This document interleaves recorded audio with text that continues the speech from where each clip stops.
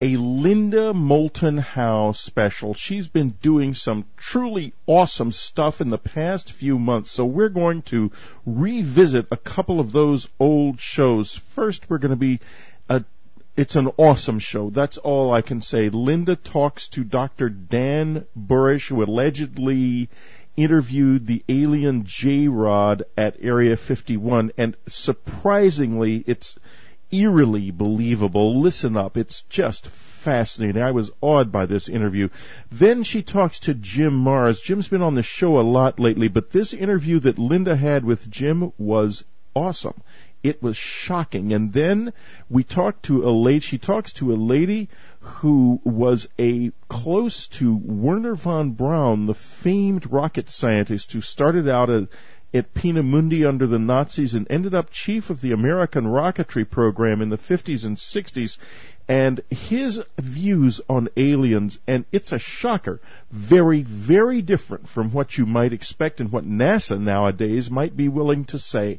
So sit back and enjoy 3 of the great Linda Moulton Howe episodes of all time. But before we go on, I'd like to let you subscribers know that we have copies of Linda's 2 VHS videos on cattle mutilations and Strange Harvest Updated with a special deal for you only. It is $5 off if you buy both of them. So go to the unknowncountry.com store, click on the latest, and you'll see these videos. Before we go on, I'd like to let you subscribers know briefly that there is a special coupon in the subscriber section called SUBHOW, SUBHOWE. If you buy both of Linda's VHS videos, A Strange Harvest and A Strange Harvest Updated, input SUBHOW into your shopping cart and you'll get $5 off. We don't advertise in the subscriber section, so you won't hear this announcement again. SUBHOW for $5 off if you order both VHSs. They are only in VHS format, not DVD. First, an absolutely extraordinary report. Dr. Dan Burisch's first-hand account of his encounters with J-Rod at Area 51, his alleged alien encounters there, and it is far more extraordinary and believable than you can possibly imagine until you've heard it. There will be sound quality problems, but listen up. It's worth listening to every word. Here she is from Philadelphia, Linda Moulton Howe. It's been since September 2002 that computer analyst and UFO phenomenon investigator Bill Hamilton has talked to me about the frustrations of microbiologist Danny B. Burisch, Ph.D., who has worked in black projects for the United States government since 1986. Dr. Burisch decided to be a whistleblower in 2002, and he whistle blew to Bill Hamilton because he did not want to do biological weapons research that he was asked to do by what he called his MJ-12 or Magi Committee superiors. Dan Burisch is a microbiologist who received his Ph.D. from the State University of New York, Stony Brook, in 1989. He is 40 years old now, born on February 2nd, 1964. His birth certificate name, officially, is Danny B. Crane, and I show a portion of his birth certificate at earthfiles.com in a 3-part report now at the top of the headlines page. In 1990, he married Deborah K. Burisch, who had a child from a previous marriage. 5 years later, in 1995, Dan legally changed his last name from Crane to Burisch to match the child's legal last name. I have met and talked with his mother, Dodie Crane, and Dan about that name change, which they confirm. Back in 1989, as Danny B. Crane graduated from SUNY Stony Brook with a Ph.D. in microbiology and molecular genetics, Dan had already been employed by the U.S. Navy's DoD Naval Research Laboratory since 1986, before he had completed his Ph.D. His rank was captain and his title microbiologist 4. In 1992 to 1994, Dr. Burisch was assigned to work in an underground laboratory at S4 Area 51 5 floors down underground beneath the Papoose Mountain installations at Nellis Air Force Base in Nevada. That 5th floor is accessible only by one secure elevator. Dr. Burisch told me he suited up in the 5th floor underground lab like an astronaut with breathing and urination hoses. His assignment was to enter a round, clean sphere filled with an atmosphere of both hydrogen, argon, and other cold gases that housed an entity that was referred to as extraterrestrial by his government superiors. According to Dr. Burisch, his boss reported to a Magi Committee, an extension of the Majestic 12 Special Studies Group organized by President Harry S. Truman in 1947. Majestic 12 included top scientific, military, and business leaders asked to study the extraterrestrial phenomenon. Dr. Burisch says the being at S4 Area 51 was called J-Rod, J-Rod. The name emerged when the being pointed at the J key on a computer keyboard and then at a hyphen-like or inertia symbol on another key. Telepathically, the being communicated that those symbols were equivalent to the number 15 in hieroglyphics, similar to Egyptian. 15, the being telepathed, was an appropriate name for him because it was the number of light years from Earth to a base planet important to his civilization that we call now Gliese 876c, that orbits the sun, that our astronomers have called Gliese 876. So the Majestic Group named the being J-Rod. Dr. Burisch was told there was a serious medical problem with the J-Rod and his species, and that MJ-12 wanted Dan to extract tissue from the being's arm for microscopic study. A serious peripheral neuropathy was diagnosed, and Dr. Burisch said that he collected more than 300 tissue samples in an effort to study the J-Rod's nerve damage and to perhaps develop a treatment. Dr. Burisch became upset by what he was learning, and in a whistleblowing effort, he began to leak information to Bill Hamilton in the summer and fall of 2002.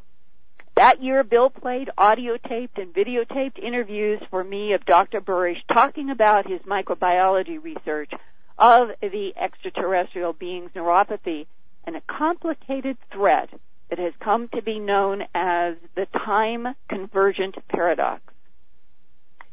Today, Dr. Burisch has been diagnosed with a heart condition.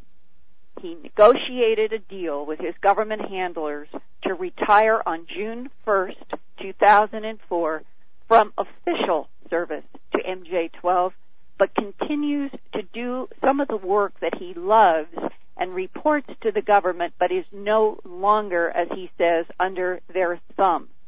But Dr. Burisch told me that he has kept insisting to his government superiors that the public deserved to know that by December 2012, the uncorrected J-Rod problem could mean a disaster for Earth and humanity. Dr. Burisch began to explain to Bill Hamilton that there was actually a problem in time itself, that the time travelers were trying to correct in order to prevent a global Earth catastrophe. This convergent timeline paradox, or DCTP, Dr. Burisch understood was the result of a catastrophe that had already occurred on Earth, and that the J-Rods preceded Homo sapiens, had experienced a terrible global nuclear war and or cosmic destruction that split the Earth's timeline into two branches that began to circle on each other. In one timeline branch, the DNA-damaged J-Rods would evolve toward their eventual extinction and appear to us as what is known as a form of gray alien. On the other timeline branch, another group of original humans would evolve physically and spiritually stronger as a blonde, Nordic-looking race based in the stars of the Orion constellation belt. If not repaired, the looping timeline problem would mean that the Earth would keep experiencing cyclic destructions unless the loop can be changed. According to Dr. Burisch, our American government has been talking with the J-Rods about this problem for a long time and trying to figure out how to prevent a 2012 Earth catastrophe that would also doom the J-Rods. On June 7, 2003, Bill Hamilton was given permission by Dr. Dan Burisch to videotape his descriptions of the J-Rod and the clean sphere in which the J-Rod was housed at Area 51. That videotape session was attended by 5 other researchers with their own videotape cameras. For the first time, I have permission now to excerpt long segments from the audio of that videotaped interview to share on Dreamland. Here now is Dr. Dan Burisch and the voices of Bill Hamilton and some of the other people who videotaped. In 1986, I was approached while working as an undergraduate student in Dr. Bert Del office in his parasitology laboratory, to be exact. I was looking through a scope at the time. 3 gentlemen walked into the laboratory, closed the door behind them. There was 2 uniforms and a suit that were present. Both of the uniforms I would make as well, probably being United States Navy.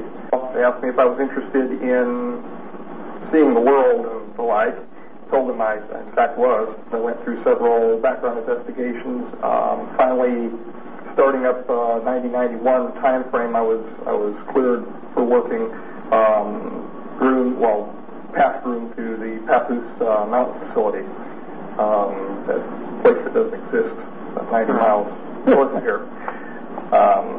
The nowhere place. That's how I came to work there.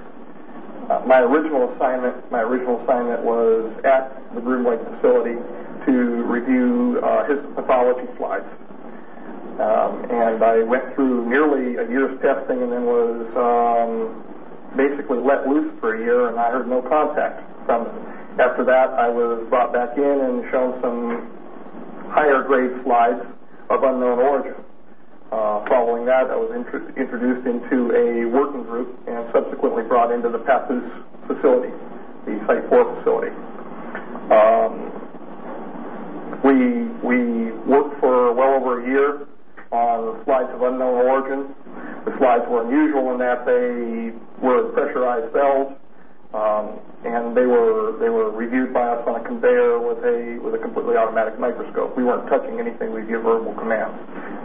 Now, was this under this Project Aquarius? Yes. Initially, I was assigned as a working member of Project Aquarius.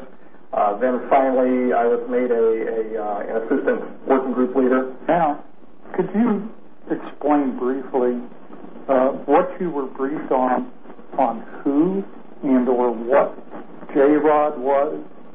Initially, I was briefed that J-Rod was an alien, specifically from the reticulum system, to reticulum 4. Okay.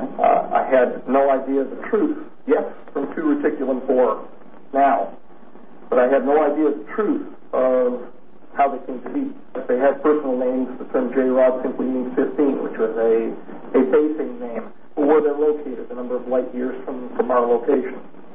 So they took those names. And they identified through the Sigma protocols, the linguistic protocols, with a rod symbol, which was an inertia symbol, and the letter J.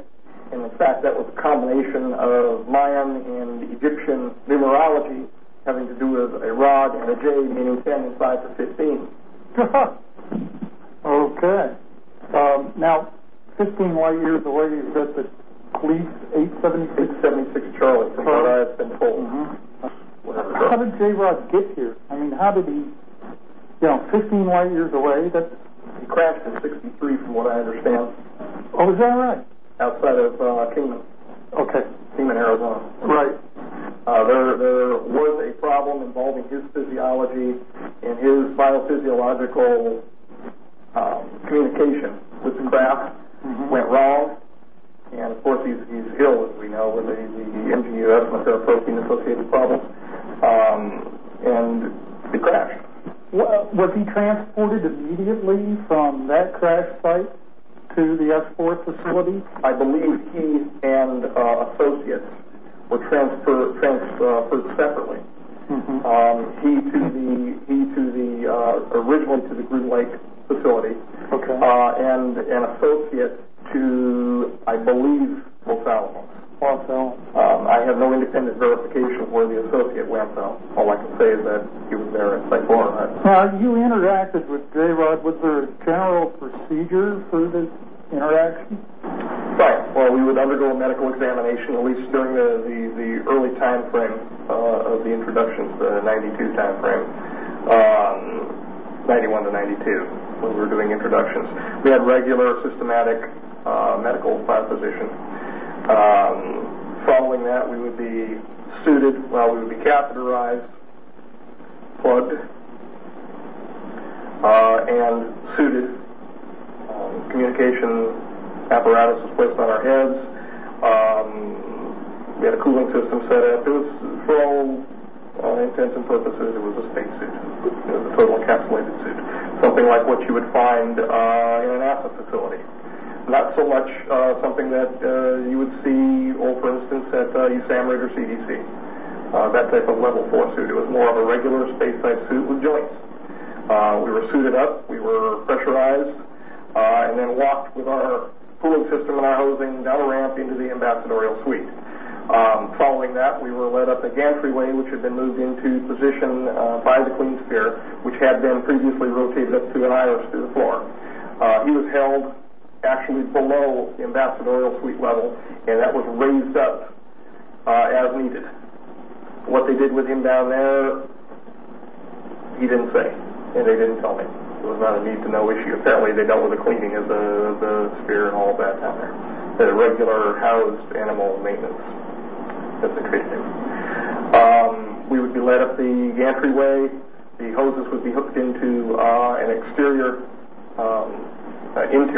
system inside the doorway, which was exterior to the Queen Sphere. And it was called the exterior system, in fact. But when we would be let in, the door would be closed, and we would be pressurized inside of the gantry-way.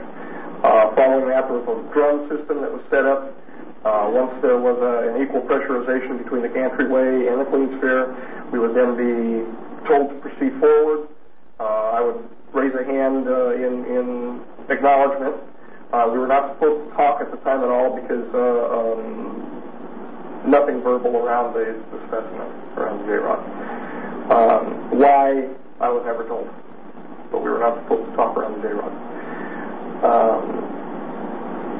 I moved the drum system and re-hooked a secondary set of hosing inside the Queen Sphere, checked the pressurization, and once that was done, the door to the Queen Sphere would be closed behind me, and I would presume that the pressurization remained the same in the gantry-way.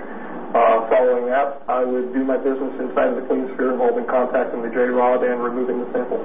And what was the reason you were removing them? We were removing samples to attempt a treatment, a full diagnosis and a treatment for a paraprotein-related monoclonal gammopathy of uncertain significance type disorder, which had various attributes to it.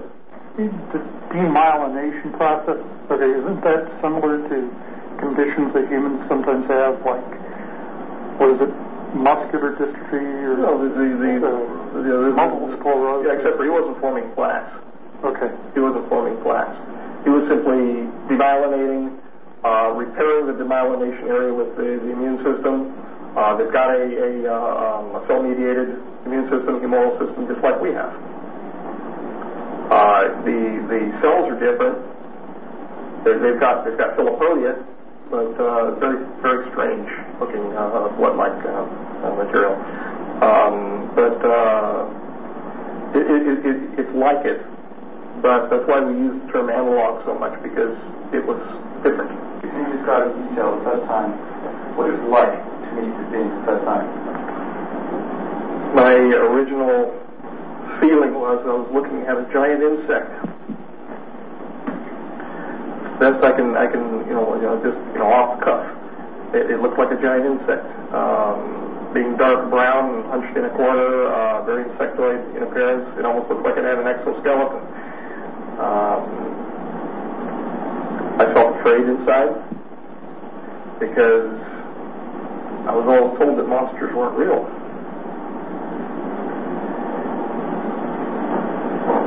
And now I find out they are, but they live in the heart of men. It was fear, excitement, complete astonishment. Because honestly, I thought we were dealing with some sort of monkey. Something like an old world ape or the like, but indeed it wasn't. That's what my feeling was. This scared the hell out of me. Where were we? You were describing 3.5 feet, large head in comparison to the torso. So the ratio of cranial to the torso area would be larger than what we would call a modern human being. Large, bulbous black eyes. The whites of the eyes had been selected out, so it looked like large pupils, basically. When you look into his eyes, you feel like you're going to fall into his eyes forever. And I think that probably had something to do with the telepathic nature of his mental structure. Large arms, large length. 4 very thin, sinuous fingers, nails. He was hunched over most of the time to not support himself fully, given muscular atrophy, and that had to do with the peripheral neuropathy in which he was suffering. So he would grunt and move toward me almost in a flopping fashion. Feet were large in comparison to what we would say our feet would be. how many toes? Unclothed 4. 4. And he was unclothed, which bothered him. He wanted to wear clothing and was refused in every turn. Called himself captive, and justifiably so. His feet were unusual in that his plantar area had a very large knob underneath what we would call our heel. His facial features were grotesque in comparison to what he showed me what normal would be. He was normal of his type. Yes. Mm-hmm. Yes. He was bilaterally symmetrical to the extent that the disease process was not changing his facial features. Nose was recessed. Not a nose like we have, but basically two operculums, 2 orifices. An extremely small mouth. A hard palate, no teeth. I took well over, nearly 300 individualized aspiration samples from his neurological system. He would hold his arm out for me to take them. There was no pain medication, and whenever I would fire the introduction system to remove the sample, it was an aspirative evulsion system, he would cry, and then he would just stand there and look at me. There was a suction. Yes. Yeah. In fact, I would bring the sample after the initial removal from his tissues into the introduction system, and then approve it and move it from there to one of the helper biologists. Usually it was Robert, outside of the clean sphere. And then he would move it from there to be handled under our normal protocol. It was a level 5 TAPR, the MDL system. He'd just stand there and take it. So, do you feel the communication that he established with you when you were in contact with him, could he extend this communication over any distance? 60 feet. 60 feet. Definitely 60 feet. Okay. So 60 feet from the center of the clean sphere to the introduction ramp going down into the ambassadorial suite. So at least 60 feet. Here, a cameraman asked, what is it like to communicate with one of these beings telepathically? I could hear my voice. However, the cadence the affect was something that distinguished it other than me. It was no any great booming voice from the heavens or anything like that, and I'm glad I do not have a proclivity to hear voices in my head, and have heard none since. But people could probably challenge that. I could tell it was somebody other than me, and I could tell because I felt drawn toward the subject that was sending the communication. When the J-Rod spoke with me, prior to the bombardment of the images, it was something that was part of me, but not part of me. I actually felt non-resident for a moment. It was almost an OBE type feeling. And then I could feel myself pull back and experience the sound. It was physical. It was more real than touching on. And that's the only real time that I felt anything, more physical than physical. There's a tremendous emotion during his communication. 100% emotion. If he was upset, I could feel his pain. It got to the point where, as I was doing the needle introductions, I could feel what he was feeling. So as I would inject the needle under the integument and find my proper location prior to removing the sample, I could feel the needle entering him.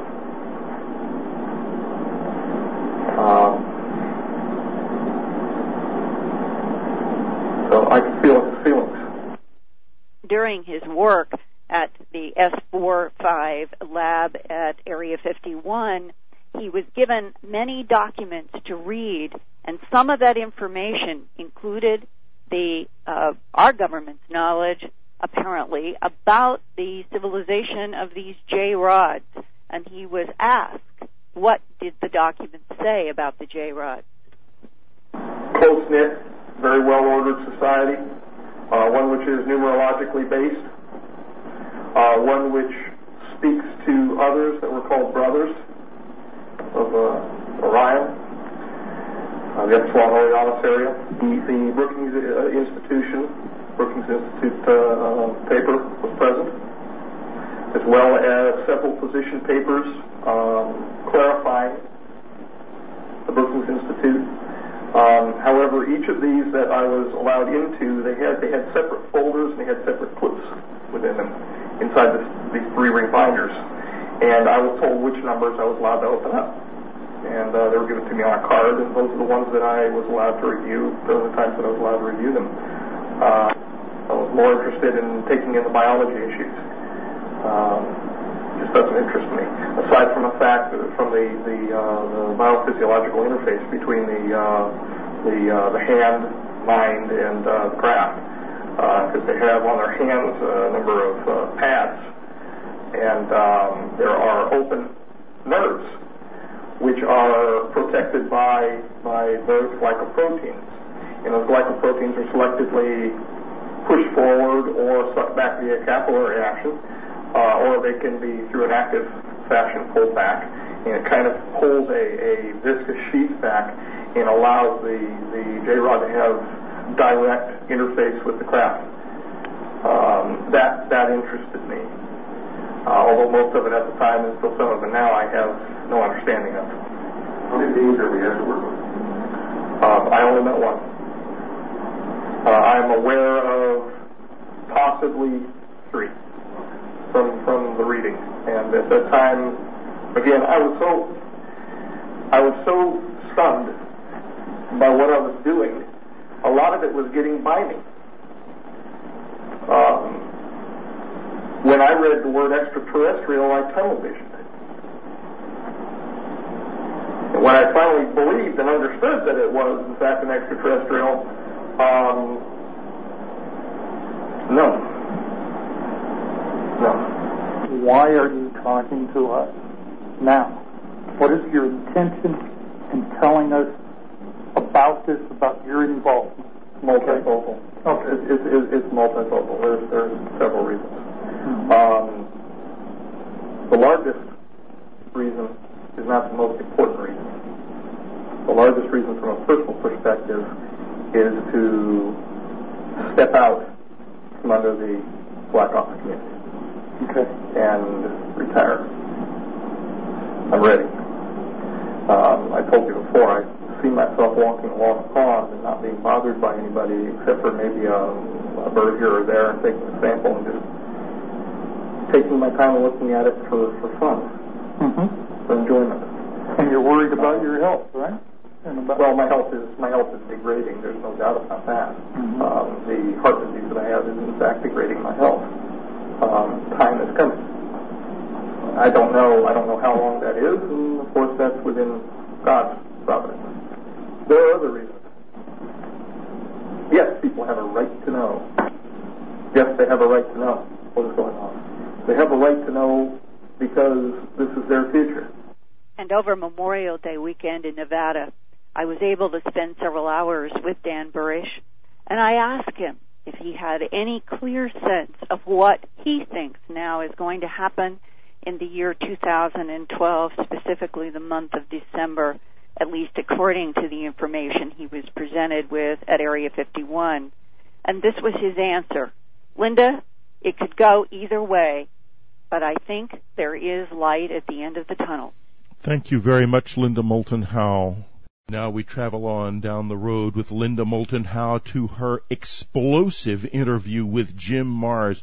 You may not have heard it well. If you did, listen again. Jim Marrs at his very best. It was shocking. And now that we know that over half of all New Yorkers believe the government had advanced knowledge and could have stopped 9/11, this interview takes on new and powerful meaning. Just listen.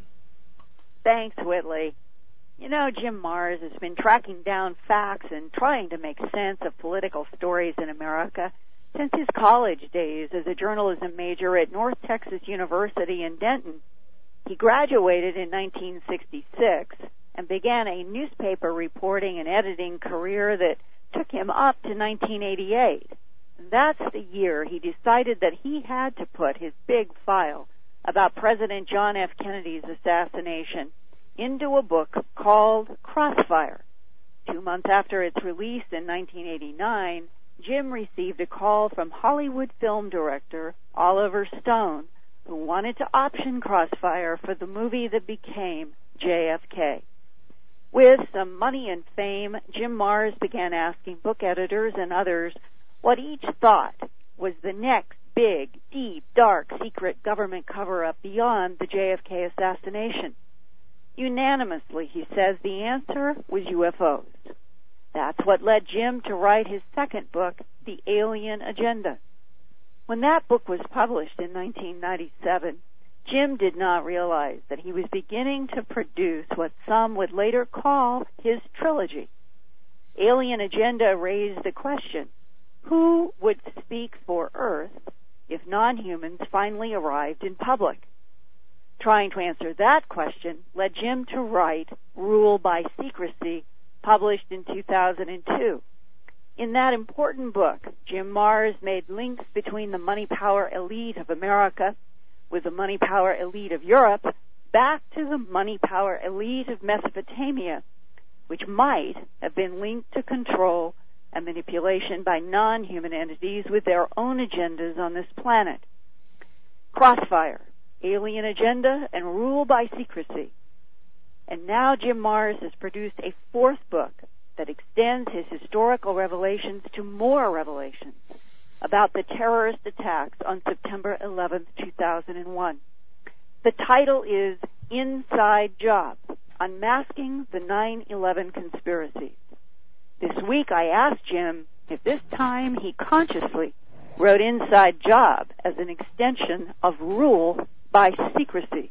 Actually, it is. In fact, I've been contacted by so many people who said, holy cow, after reading Rule by Secrecy and then watching 9/11 unfold, it's just like they're following a game plan. They're following their same old M.O. And it's true. Once you understand how they operate, then you understand this is exactly the way they do things. You create a problem, and then you offer a draconian solution to that problem, and then when the civil libertarians yell and scream, then you water it down a little bit, and it goes on through, and then you've accomplished what you wanted in the first place. Well, let's go to one of the major highlights of your book, which is your investigation of what was going on September 11th, 2001, which could explain what is a staggering fact to most everyone else, that no one seemed to be protecting any of the borders of the United States on that day with much of anything that had any firepower. That's true. In fact, I think that's been one of the greatest puzzles, mysteries that has come out of 9/11 was where was our normal defense systems. Right. I can remember growing up during the Cold War, and we were constantly assured that not one Russian bomber was coming across the North Pole and down through Canada without it triggering our NORAD defenses, NORAD being the North American Air Defense Command, and that we would have fighters, stopping them before they even got to the United States border. Well, and then to add to this, to show that this, even after the Cold War collapsed, let's go to 1999, when the golfer Payne Stewart's Learjet suffered an oxygen deprivation problem. Right. And apparently everybody on board died or passed out, and it went off course. 12 minutes later, there were jet interceptors all over Payne Stewart's Learjet, and they tracked it all day, if you'll remember. And they were prepared to shoot it down if it looked like it was going to crash into a populated area. But as it happened, it crashed in an unpopulated area, so they just trailed it and let it crash. Now, that was well covered in the media. 12 minutes.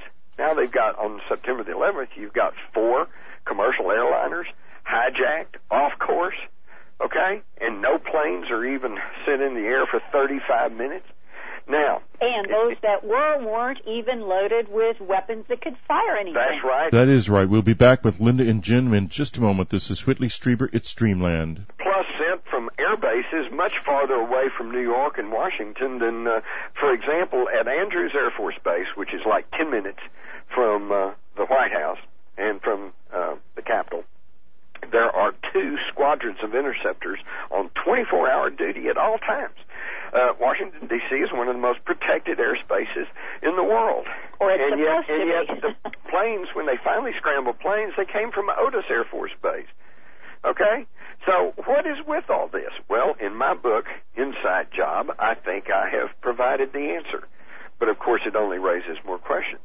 The answer is not only to the lack of interceptor response, but also to the fact that President Bush continues to sit reading a story about a goat to school children even after he'd been informed that a second plane had crashed into the World Trade Center and that obviously America was under attack, is the fact that NORAD, Northeast, was conducting war game exercises that morning, a fact which has been very, very little talked about and certainly not reported to the general public.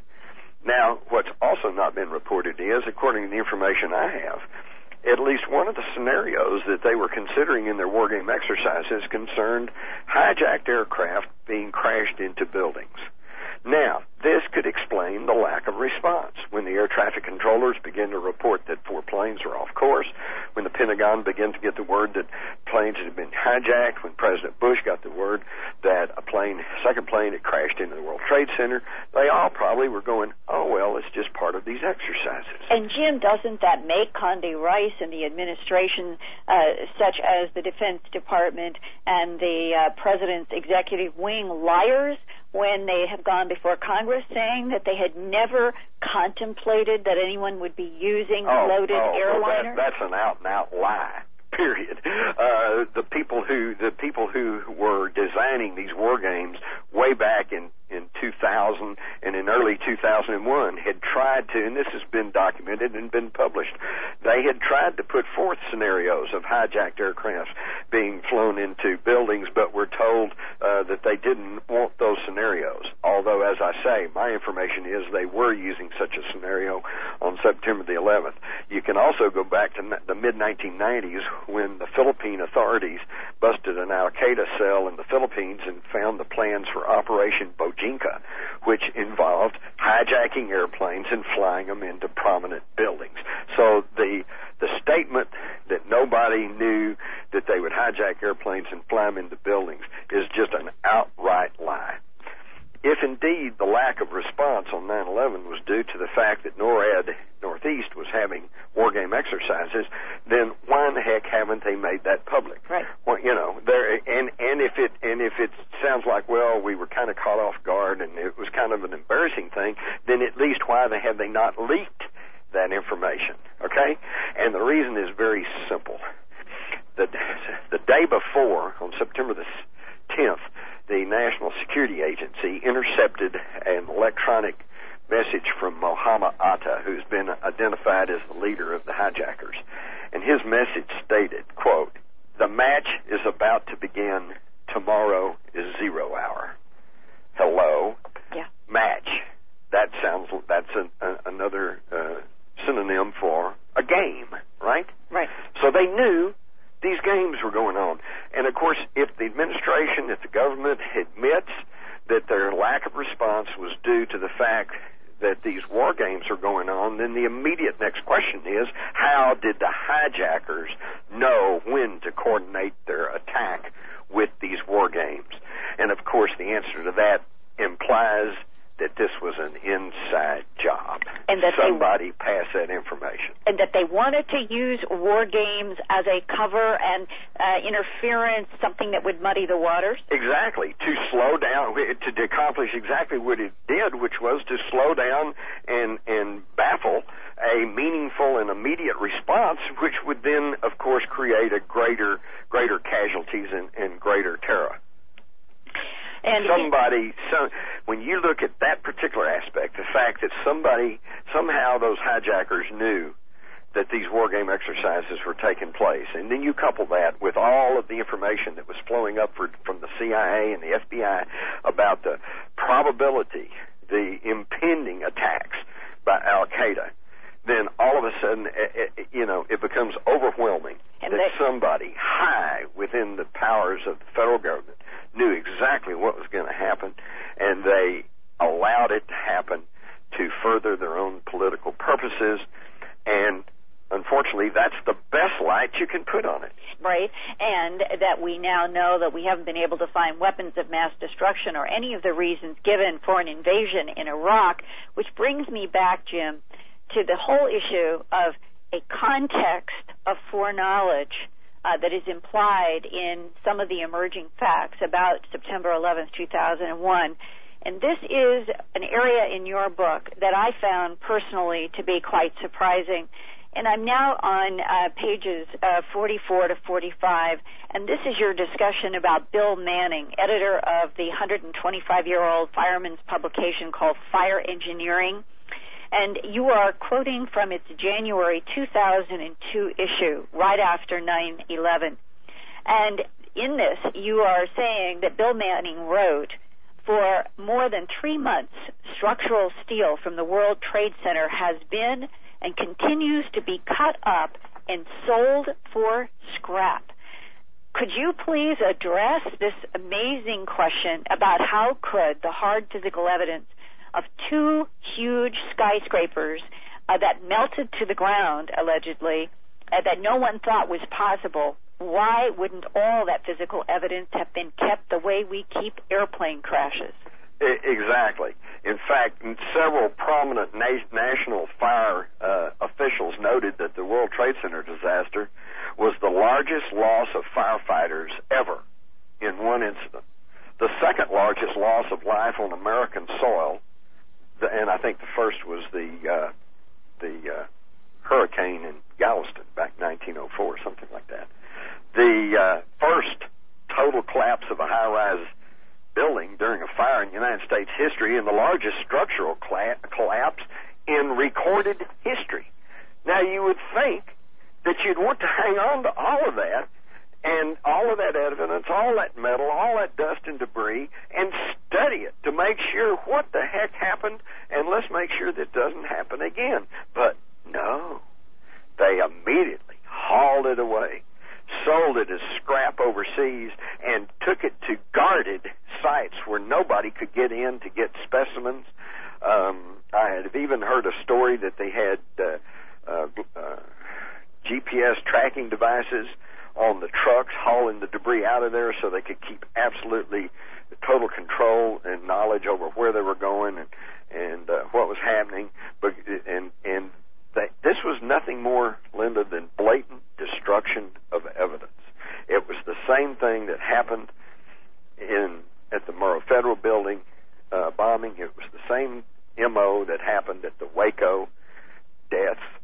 The federal government comes in, cleans it all up, sweeps it all away, scrapes the ground, and there's nothing left to study that might provide information to contradict the official story.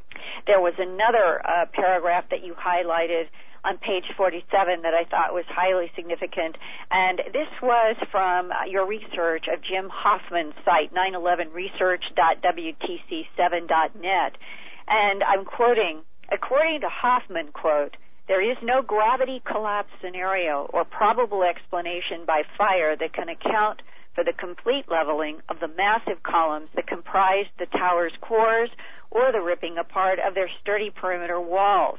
And if not, what scenario does explain this, unquote? Well, the scenario that explains it, of course, is a controlled demolition. And from the day one, see, you got to understand, Linda, as a newspaper reporter, I've covered probably more than half a dozen major building demolitions. And they're always great news locally because the TV cameras can get out there and watch these huge buildings just collapse in a pile of debris and smoke. But as a newspaper reporter, see, I had to go further. I couldn't just show a picture, so I had to interview all of the demolition experts. And they made it very clear to me, unanimously, that a modern steel and concrete building does not simply, you don't just simply blow it up. You have to use certain types of explosives. It has to be placed in just the certain critical areas. They have to be set off in just a certain timing. It's a very tedious and a very, very complex and detailed process. You don't just put some explosive up next to a wall and blow a building down. It just doesn't happen. So in the case of the World Trade Center, though, what we see is all of the earmarks of a classic demolition. In fact, some of the nation's most knowledgeable demolition experts, and I quote one or two of them in my book, Inside Job, in the day or two afterwards said, well, this looked to be like a building demolition. But then apparently somebody talked to them, and they began to change their story and say, well, we didn't have all the evidence, and they began to backpedal. Now, also, I am more firmly convinced now, even than then, because now I've had an opportunity to actually study the films and videos of those buildings coming down. And if you look closely, what you will see is that on the floors below where the building is collapsing, you can see blast of smoke and debris coming out the sides of the building, throwing debris hundreds of feet out into the air. That is obvious proof that there is some sort of extreme pressurized explosive type taking place within the building. And these are the floors blowing as they go down. I quote probably a dozen people in my book, Inside Job, who said there were a number of explosives. I quote one fellow who was in the stairwell of the South Tower who said that they heard an explosion from below them and that debris and smoke was blowing up the stairwell. Now, I thought a very strong part of your book, Inside Job, Unmasking the 9/11 Conspiracies, is the preface by Ellen Mariani. Now, right. She has a lawsuit that is in the works, and I wondered if you could explain to viewers and listeners the role of Ellen Mariani right now. Well, this was quite humorously ironic to me because the information in my book, Inside Job, I had in 2002. This should have been made public to everyone in this country. And if everyone had been had access to this information in 2002, there might not have been an invasion of Iraq in 2003. But the reason they didn't get it is because I had a contract with HarperCollins, major publisher in New York. This had passed the legal review. They had given me the cover of the book. It was all set to go when a senior executive canceled the book saying she did not want to upset the family members of 9/11 victims. So I found it was just tremendously ironic that Ellen Mariani wrote the preface to the reworked version of that book called Inside Job, because Ellen Mariani is the wife of a 9/11 victim. And as you pointed out, she's being joined by others now, are now suing President Bush, Rumsfeld, Cheney, and even the Council on Foreign Relations for having foreknowledge of the event and for taking no steps to prevent this loss of life. And they're not the only ones. There are another group of 9/11 families, some 400 families, who are now involved in a $1 trillion lawsuit against the government of Saudi Arabia, claiming that they are truly behind the 9/11 attacks. And the evidence increasingly points that way. Even the 9/11 Commission, working as hard as they can not to come up with any real truthful solutions, has been forced to admit the role of the Saudis. The role of the Saudis, indeed. This is Whitley Strieber. It's Dreamland. We'll be right back. This is Whitley Strieber. It's Dreamland. We're back with Linda Howe and Jim Mars. In all this, and of course, the Bush administration, their biggest concern over the 9/11 report is the section that would tie the Bushes and others, Cheney, Halliburton, to the Saudis and their role and everything. And again, it doesn't take rocket scientists or any kind of huge inside knowledge to figure all this out. Who created the Al-Qaeda terror network? The CIA back in the 80s. To send into Afghanistan to fight the Soviets. Who created Osama bin Laden? The CIA. Back in the 80s, when they brought him here under the name Tim Osman and provided him with guns, arms, ammunition, and the wherewithal to create the Al-Qaeda network and go fight the Russians in Afghanistan. This is historical fact. And he's Saudi Arabian with Saudi Arabian money. Exactly. And who are the closest friends and business and social partners to the Saudis but the Bush family. And their Carlyle group that Bush Sr. is a big part of, and the inter-business connections that go on. And, I mean, again, we also know right now Halliburton is taking tax money, U.S. tax money, and paying truck drivers $100,000 a year tax-free, plus medical and retirement benefits, to go over to Iraq to drive trucks. Now, wait a minute. Number one, that sounds like a military duty. Why don't we have our poorly paid reservists driving those trucks? Okay? And at a fraction of the cost that we're paying Halliburton to get those truck drivers. Or, if you want to look at it from another way, considering that our military people are grossly underpaid and have minimal health care benefits. In fact, wounded GIs from Iraq and Afghanistan, when they arrive over here and are sent to VA hospitals, are forced to pay for their own food. Okay? Why don't we pay them the $100,000 a year plus all the great benefits to drive trucks in Iraq? But then, of course, if we did that, that money would not pass through Halliburton, Dick Cheney's old company. In fact, there is now rumblings. In fact, I got a news story just yesterday saying that there is the real possibility of criminal charges being filed against Dick Cheney because of the role of Halliburton in all of this, and the fact that apparently he was instrumental in getting Halliburton this no competitive government contract to do all this work in Iraq, the very war that he was instrumental in drumming up. Because it was Dick Cheney, even more than George Bush, who kept maintaining that they had weapons of mass destruction and that we had to go into Iraq and do all this stuff. Wow. Linda, thank you for a very extraordinary report. Jim Mars's Inside Job is available from the unknowncountry.com store at a great price. Go there, take a look at it, and next, a really strange and surprising one. Linda talks to a lady who knew rocket scientist Wernher von Braun, and she discusses some really surprising thoughts that he had about aliens. You'd think he was a total skeptic. Far from it. Listen to this. One of the most famous names from the beginning of the American rocket and missile programs after World War II is Dr. Wernher von Braun. With the defeat of Germany and Japan in 1945, after the United States dropped the atomic bombs on Hiroshima and Nagasaki, Dr. von Braun and 126 other German rocket scientists were brought to the United States under a government project called Paperclip. They were based at Fort Bliss, Texas, and their work was focused at the White Sands Missile Range, north of Fort Bliss in southern New Mexico.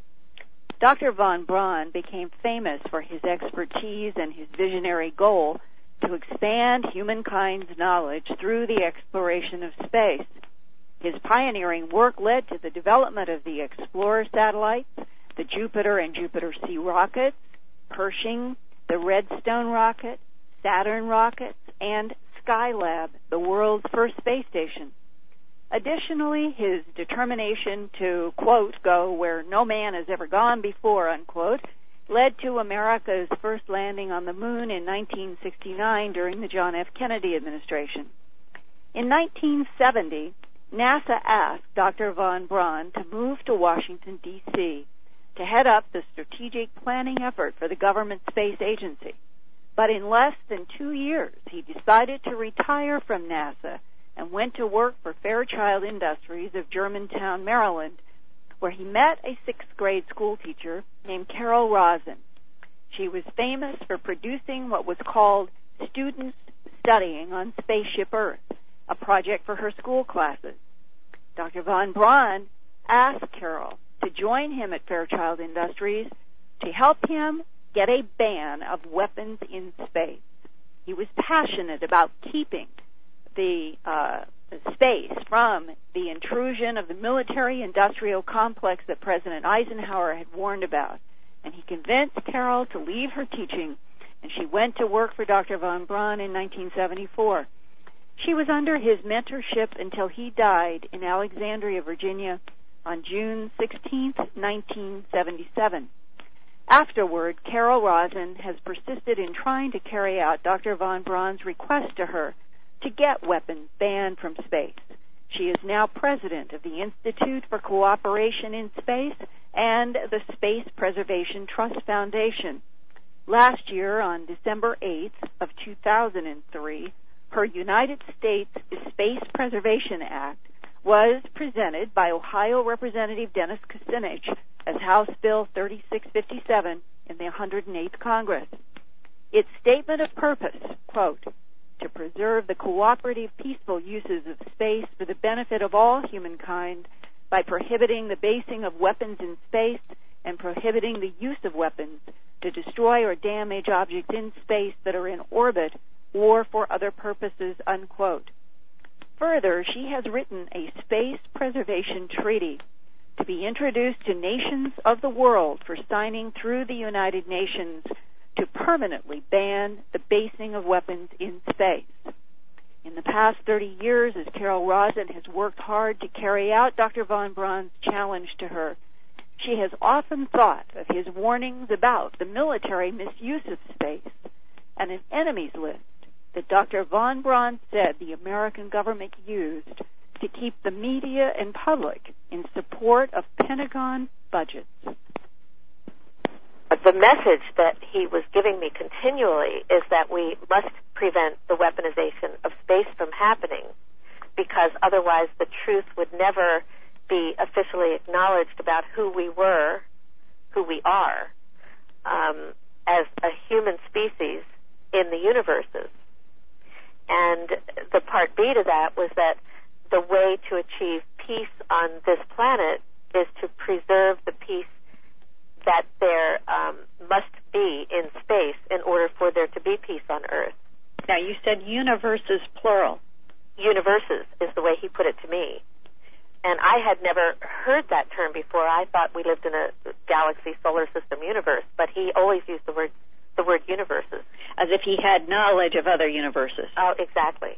Now, did he talk with you specifically about knowledge of extraterrestrial biological entities? Von Braun would have tears in his eyes every time and he repeated this continuously to me, when he talked about us in the galaxy, he would say with 100 billion stars in our galaxy alone, what would make us think that we're the only life form? That was a very typical repeated quote. And the other one that he would say is that he knew that we must have peace in space in order to bring the truth in. The only time that he used the word extraterrestrial and alien, and he did this repeatedly as well, was when he spoke to me about the formula for war. That included the fact that when I entered the industry, we were in a supposed Cold War with Russia. And so he would say, let's start here where you are. There are continuous wars and enemies identified in order to perpetuate these wars, always with the ultimate goal of seizing the high ground of outer space to dominate and control the minds of people on Earth so that they would not be given the truthful information about who we really are in the universes. And what was his definition of what we really are in the universes? Well, this is what he didn't describe, because what I believe was happening was he was under threat. And that was where he gave you an enemies list that would be perpetuated? That's right, and he repeated this continuously. And he would say that starting with where I entered the industry with the Russian supposed threat that never actually existed, the Russians were made to be the enemy. Then there would be terrorists, third world country threats. There would be an asteroid threat. They might even say to us to try to influence the public to believing that there were many reasons for why we should put weapons in space. There might be a reason to protect our assets in space. But the real one that he was always holding off on and would say again with tears filling his eyes every time he said this to me repeatedly was that the last card they are holding is the alien card, the extraterrestrial card, and none of them are hostile. And in any way that he could say those words, the intonation, the emphasis was always on none of them are hostile. It's all a lie. And it's all a lie. So in other words, all the enemies that have been presented to us along the way it's a lie, with always the intention of seizing the high ground to keep the truth from us. Meaning the implication is that the United States government, perhaps even in cooperation with authorities in Russia, have played a game of perpetuating enemies in order to keep the money flowing into the war machines? Actually, he never implied that the Russians were part of this. He implied to me that the kernel of it was in the United States, and that this had to be stopped. And he thought that I, as a woman, in those days with curly hairs and short skirts, could get into any meeting where a man could probably never say the things that I could. At that time, he gave me the assignment of preventing the weaponization of space. And he also mentioned that when he and the scientists came here that, so many rumors have been spread about them that were so hurtful, that they were Nazis and they were horrible people, and they were all lies. And that's Germany and Project Paperclip. Yes, of course. And of course, and even I noticed some people in the peace movement refer to von Braun and the scientists as people who started the Star Wars program. That's just not true. It's just a lie. They were purely scientists who came here to be space and rocket scientists, but they were always sucked up into this system that has been existing in the old, obsolete, earthbound paradigm. At least that's as much intelligence as the population is given to keep us in the earthbound paradigm. But these men were far ahead. They were space-age people. And did he give you any specifics about who specifically in the United States would stand to gain the most from perpetuating a game of war for money and power? Yes, he described it not as a blame on just a certain group. He described it as the inexorably linked military, industrial, lab, university, NASA, and other space agencies, intelligence community, governments complex, that it was intertwined, but that there was a group who knew all of it, and he didn't act like he knew who it was. And from your perspective, the greatest secret that Wernher von Braun would be hiding would be the fact that the extraterrestrial biological entity is a reality, but that his concern was that instead of being honest about its motivation, that the United States would use ultimately extraterrestrials as another threat in order to perpetuate budgets for the Pentagon? Not just for the Pentagon, for the aerospace industries, labs, universities, and anyone else who has a job and makes a profit from keeping this secret, although most of the people in the industry don't know that there even is this biggest secret of all time. And yes, you've articulated this very beautifully. You're not at all putting words in my mouth. That's exactly what I'm saying, except that it's not the influence of just people in the Pentagon. This is somehow, as he would put it, and inexorably linked to all the facets of profit-making, of so-called security and defense mechanisms, of people who just need a job to survive and pay for their kids' college education, and also to keep the public stupid. And I have felt that since this happened, since I learned from the heart of von Braun that this huge secret is being kept, that it has to have something to do with this off-planet culture, I call it OPC, phenomena, that in fact was so real that this man could hardly talk about this big secret, and didn't, because of the threats to his life and probably the lives of others who worked with him, who may or may not have known, but he certainly did. And I didn't put all of this together for many years. I was one of the people in a state of denial myself. I was a high-paid woman executive in an aerospace company who had been given an assignment from Wernher von Braun, but always thought of myself as just an educator, a school teacher, to keep weapons out of space so that, as he would repeat continuously, the truth would not only be revealed, disclosed, but that so it would be officially acknowledged. And that official acknowledgement has happened in different parts of the world, but not in the United States. I'm an official advisor to China. I've talked with a lot of people over there, and I feel as though they know the secret, but being what they consider to be the Middle Kingdom, they wait for other countries, including the United States, to come forward. They're not what I would call initiators of something so powerful, but they are very much seekers of the truth and very much working on these issues. Meaning that they are waiting for the United States to hold that global press conference of all centuries to say we're not alone in the universe, and now we're going to introduce you to extraterrestrial biological entities? I actually, years ago, had one of the scientists at a university tell me that that's what they were waiting for. And I said, well, if you know the truth, why don't you go public with it? And they said, well, we wait. We like to consider ourselves to be the Middle Kingdom, and we don't want to be aggressive in any way, even though, as you know, that's been, they're one of those identified potential enemies against the United States, but they're not. Neither are the Russians or any other country that I know of, except for the individuals or parts of cultures that we've antagonized so much that they're so angry with us. So I think Wernher von Braun saw this back in the 70s. He died in 77. And back into the 40s and 50s when he started becoming aware of what the potential benefits of outer space were to humanity.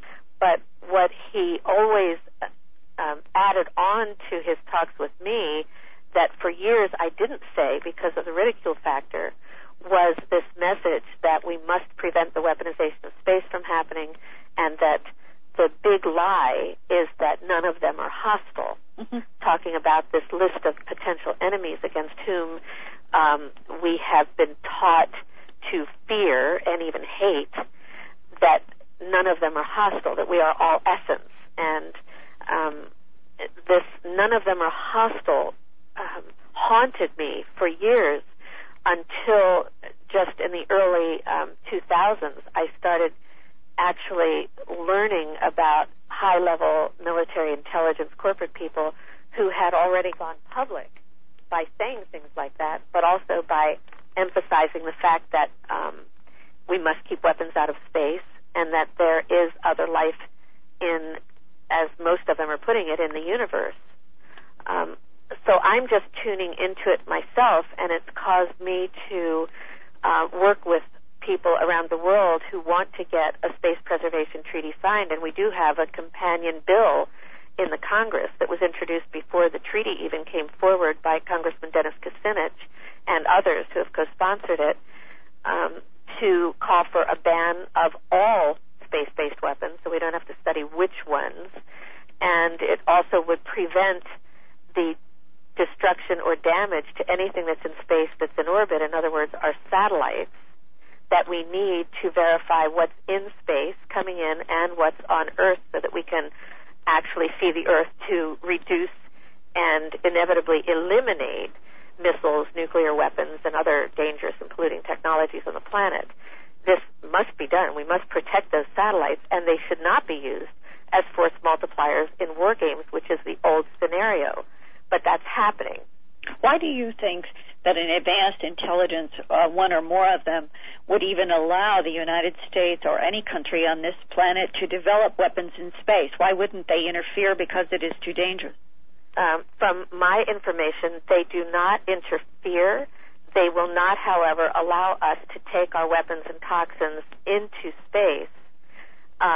They will, however, let the human species do whatever it does to itself. And that's the information I've been given, and that's what I see happening. I have no evidence myself of this, but I've read that off-planet cultures have shut down the attempt to put operational weapons in space. And I also have been given information that they will not interfere with what we do. However, there's a possibility that they would leave if we set off nuclear bombs, nuclear technology, and or continue with this space-based weapons program.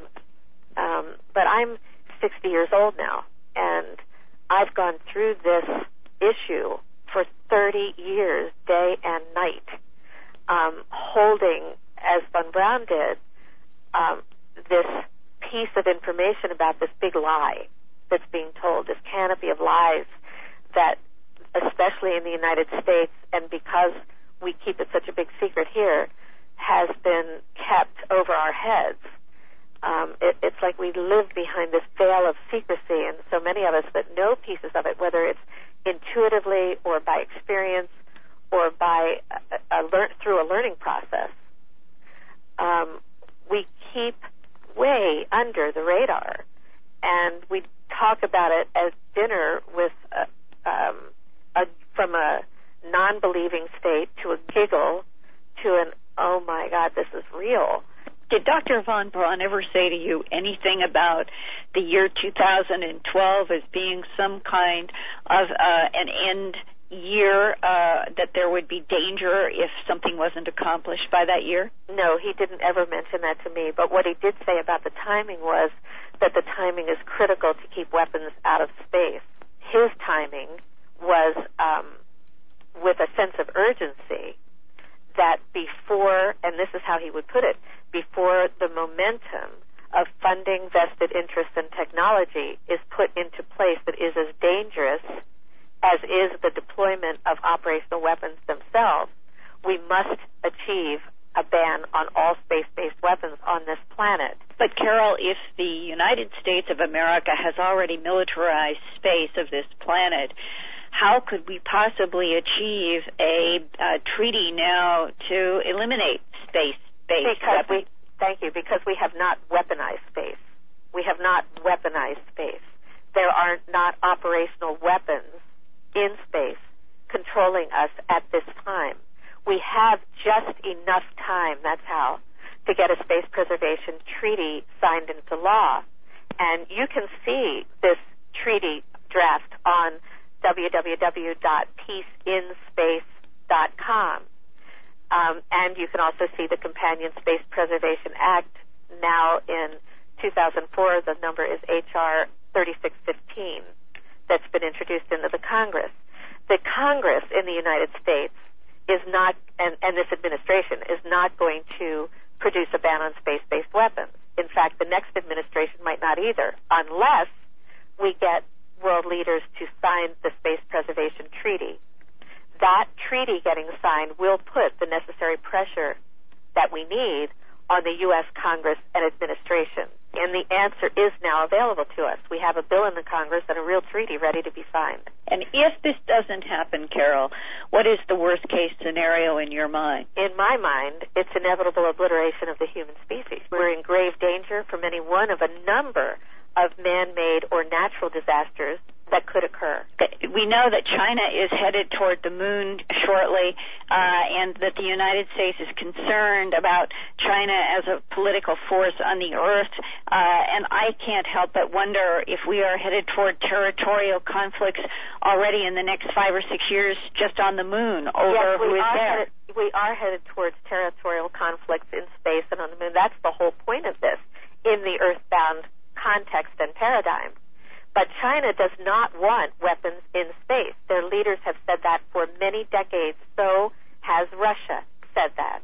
These are the two main space superpowers now with the United States. And that's why they do not want weapons in space. They have said clearly that they will sign a treaty immediately to ban space-based weapons. Okay, and that's why the Werner von Braun statement that the United States would use as an enemies list extraterrestrials is significant here, because we would then justify space-based weaponry against extraterrestrials? That we would justify space-based weapons against any country that the United States population and government leaders will buy into, as long as that scenario holds. And by the way, part of the formula that I didn't mention earlier that is part of the creating of this scenario of enemies and wars leading to the potential extraterrestrial threat is that they have to have these wars in order to dump the old weapons, test the new weapons, and rationalize the budgets for the next set of weapons. And this is what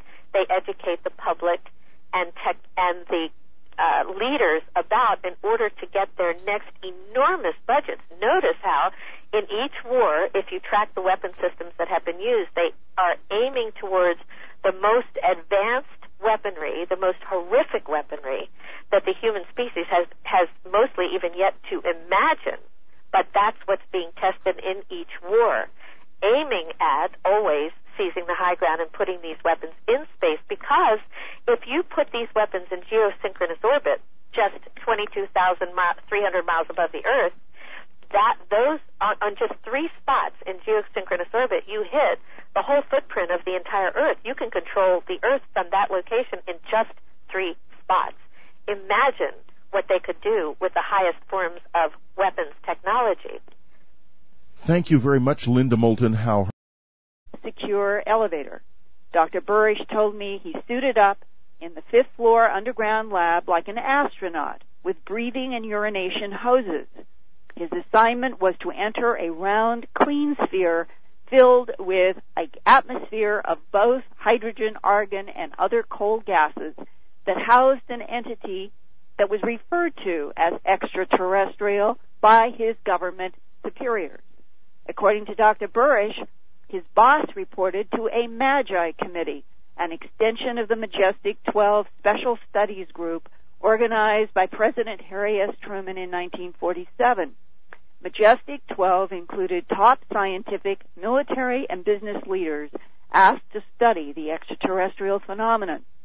Dr. Burisch says the being at S4 Area 51 was called J-Rod, J-Rod. The name emerged when the being pointed at the J key on a computer keyboard and then at a hyphen-like or inertia symbol on another key. Telepathically, the being communicated that those symbols were equivalent to the number 15 in hieroglyphics, similar to Egyptian. 15, the being telepathed, was an appropriate name for him. because it was the number of light years from Earth to a base planet important to his civilization that we call now Gliese 876c, that orbits the Sun, that our astronomers have called Gliese 876. So the majestic group named the being J-Rod. Dr. Burisch was told there was a serious medical problem with the J-Rod and his species, and that MJ12 wanted Dan to extract tissue from the being's arm for microscopic study. A serious peripheral neuropathy was diagnosed, and Dr. Burisch said that he collected more than 300 tissue samples in an effort to study the J-Rod's nerve damage and to perhaps develop a treatment. Dr. Burisch became upset by what he was learning, and in a whistleblowing effort, he began to leak information to Bill Hamilton in the summer and fall of 2002. That year, Bill played audio-taped and videotaped interviews for me of Dr. Burisch talking about his microbiology research of the extraterrestrial being's neuropathy and a complicated threat that has come to be known as the time-convergent paradox. Today, Dr. Burisch has been diagnosed with a heart condition. He negotiated a deal with his government handlers to retire on June 1st, 2004, from official service to MJ12, but continues to do some of the work that he loves and reports to the government, but is no longer, as he says, under their thumb. But Dr. Burisch told me that he has kept insisting to his government superiors that the public deserve to know that by December 2012, the uncorrected J-Rod problem could mean a disaster for Earth and humanity from the State University of New York, Stony Brook, in 1989. He is 40 years old now, born on February 2nd, 1964.